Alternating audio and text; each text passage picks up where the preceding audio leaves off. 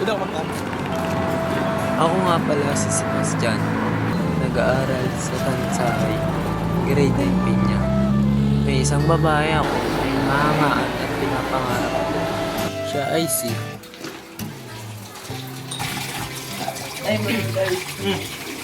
Diyan ka na pala. Kamusta buhay eskwela? Ano po, madami. Ganun ba? Mamalagay. May bahay. Oo. Anong babae? Anong klase ng babae yan?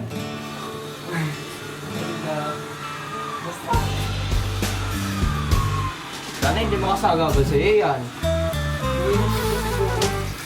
Sigurado ka bang walang shota yan? Pa, sabi ko sa'yo na mo si Leonora? Hindi ko siya kaya yan. Dahil mahal ko siya. Kasi sinusubukan mo ako ah.